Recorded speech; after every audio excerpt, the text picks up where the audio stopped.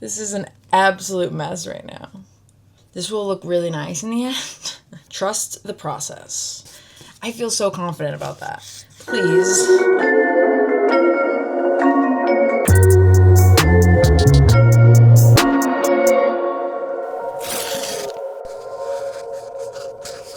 Welcome. I don't know why this is so hard to start. I am so excited to start this project. I love October. I feel like a lot of creatives do. What is that about? Spooky kids. All right, I'm gonna start by sketching out my idea. So I've got my iPad set up. I've also got tons of reference from Pinterest. And if you are not a Pinterest person, but you're an artist, I highly recommend looking into it. It is so fantastic for collecting and organizing inspiration and things. Highly recommend. So I talked a little bit about in my video 0 what my loose plan was gonna be, which was to create one diorama with every day being inspired by the prompt. Today's prompt is haunted.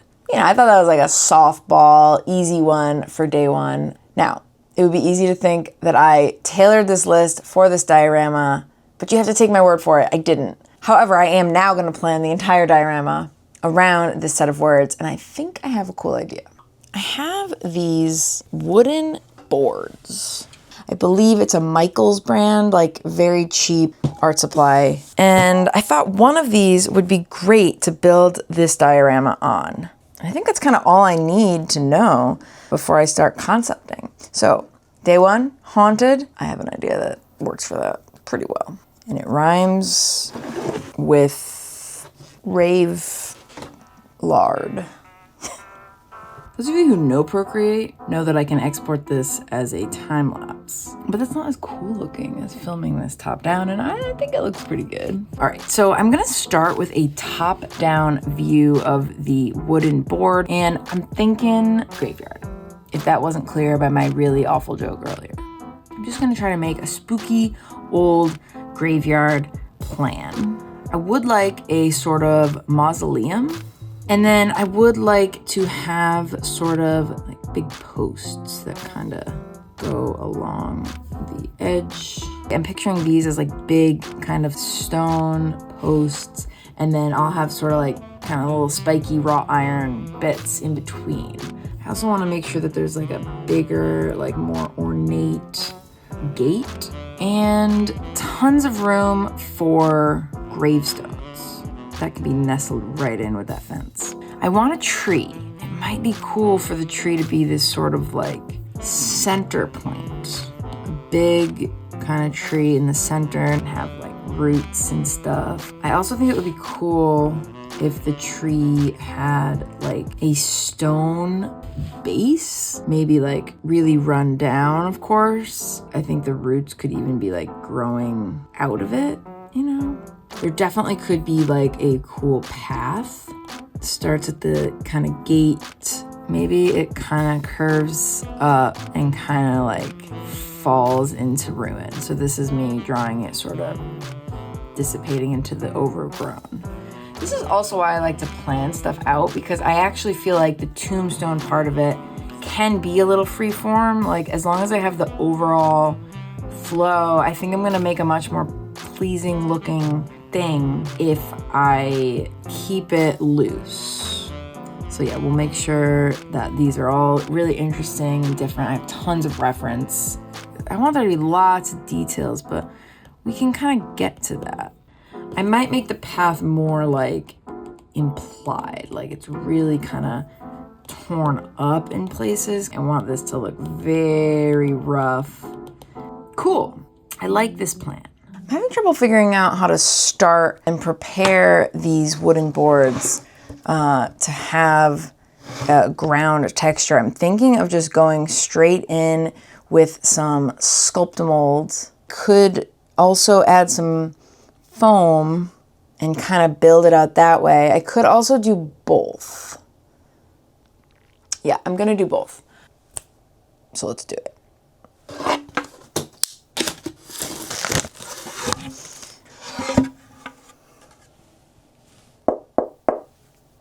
Nice. Okay, here is where I keep all of my supplies. Timmy is an average kid. There it is. Sculptamold. I have tons of XPS foam back there, but I'll probably start with this scrap piece.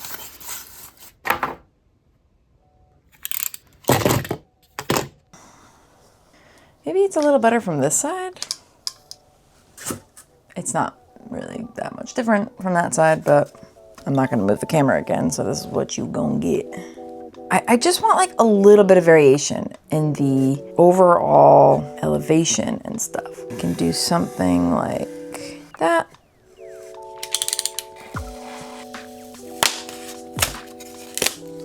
So I'm gonna blend all out of this in with Sculptamold, which is why I'm being pretty rough with it.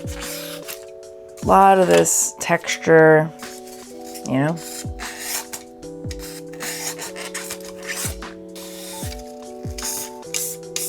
I've seen this technique where you kind of make cuts into it and then it kind of looks like rock. This does not, though. It doesn't look like rock when you don't do it right. I would like to revisit that technique in a future video, but that ain't it. Now I'm gonna grab my all-time favorite super glue. This one, Super Gold Plus, is foam safe. I think I'm realizing, maybe subconsciously, why I want some foam and not just Sculptamold. I feel like having the Sculptamold just go out to the edge will look weird. Okay, I think I've landed on an initial layout with the foam that I like. It doesn't seem like I've done that much, but I thought as long as the edges have like a slope, could be interesting. I'm thinking it might be, you know, a pretty high amount of Sculptamold because I want this to be much more subtle than this drop that it has here. And then the rest is going to be relatively smooth. This is where the mausoleum is gonna go. All right, I took a little break and now I'm going to mix up some Sculptamold. So just kind of eyeballing this. It lets off like steam. I probably shouldn't be inhaling. And by steam, I know it's not steam. I know it's bits of plaster. So yeah, I'm just kind of applying this. I have some other texture pastes I'm probably gonna try as well to kind of fix like these edges where it's not perfect. We'll see. I think I'm just gonna rub it all over the board and hope it kind of sticks. It looks okay. It's more this middle part that looks a little janky, but I'm gonna grab some glue and some rocks and some ballast. Get this looking nice and rocky, more ground covery looking.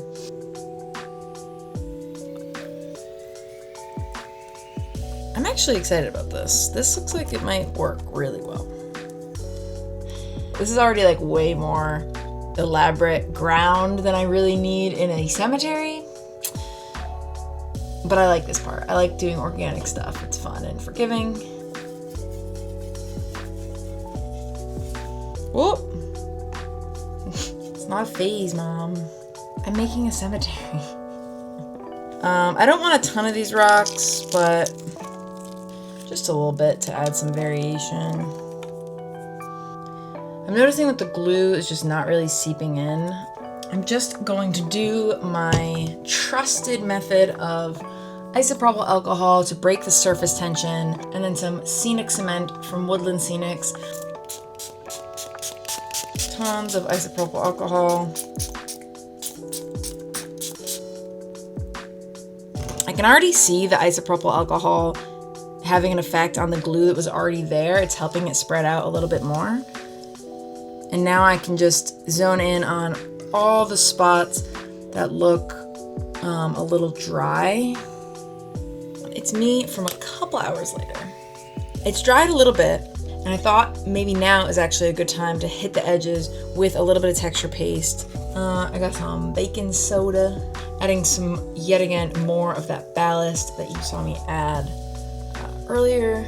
A little bit of Mod Podge that I have left over. That should make a nice I want it to be very thick. Really what I'm going for here with the texture paste is just to make sure that the texture is flush all the way to the edge of the board. And it doesn't really matter if it's the same mixture that you've applied to the rest of the board. In fact, I would argue it maybe is better if you use different texture pastes in different places, because that can offer some interesting variety.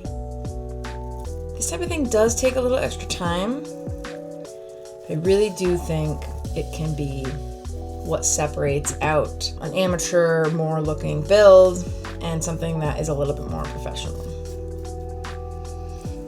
Am I professional? I don't know about that, but I strive to be as professional as possible. Kind of just smoothing it out with water. I mean, honestly, I probably should have just made a texture paste like this from the very beginning. Then I wouldn't have to do this step at all. But again, that's why this Junktober and this casual style of making videos every day, or, you know, as close to every day as I will be working on these.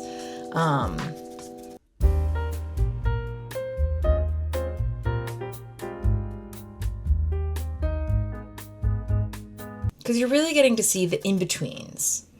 Like, even if all of my videos are 8 to 10 minutes, hey, what's 31 times 8?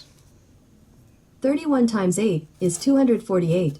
Hey, what's 248 divided by 60? 248 divided by 60 is approximately 4.13. So yes, we can ignore the fact that I just had to ask Google for some help with some basic math. Those videos, if I did one every day, that would be over 4 hours of content.